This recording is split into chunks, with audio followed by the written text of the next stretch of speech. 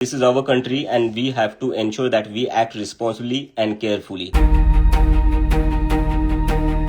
প্রথমবার 5 দফা দাবি নিয়ে মাঠে নামে ভারতের তেলাপোকা জনতা পার্টি বা সিজেপি। আর মাঠে নামতেই বাজিমাত করে দলটি। সামাজিক যোগাযোগ মাধ্যমের গণ্ডি পেরিয়ে রাজপথে আসা দলটির প্রথম কর্মসূচিতেই তরুণ ও অভিভাবকদের উপচে পড়া ভিড় লক্ষ্য করা যায়।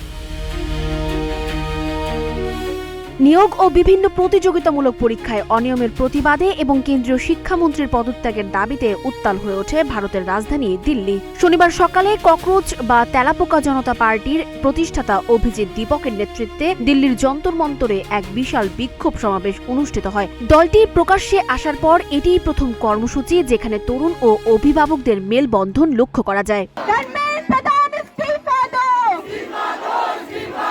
বিক্ষোভকারীরা ধর্মেন্দ্র প্রধান পদত্যাগ করুন স্লোগানে চারপাশ মুখরিত করে তোলেন। সমাবেশে সিজেপির পক্ষ থেকে 5টি সুনির্দিষ্ট দাবি উপস্থাপন করা হয়। সমাবেশে যে 5টি দাবি উপস্থাপন করা হয় সেগুলো হলো শিক্ষক প্রশিক্ষণ ও সঠিক মূল্যায়ন নিশ্চিত না করে শিক্ষাক্ষেত্রে ঢালাও ডিজিটালায়ন বন্ধ করা, 3 বছর ধরে চলা অস্থিরতা কাটিয়ে মণিপুরের স্কুল কলেজে স্বাভাবিক পরিবেশ ফিরিয়ে আনা, নিট সহ সব প্রতিযোগিতামূলক পরীক্ষায় প্রশ্নপত্র ফাঁস রোধ এবং বিশ্বাসযোগ্যতা নিশ্চিত করা, শিক্ষার্থী ও অভিভাবকদের মানসিক ও সামাজিক সমস্যাগুলোকে নীতি নির্ধারণে প্রাধান্য দেওয়া, শিক্ষার্থীদের মানসিক চাপ ও আত্মহত্যার মতো বিষয়ে প্রশাসনের জবাবদিহি নিশ্চিত করা।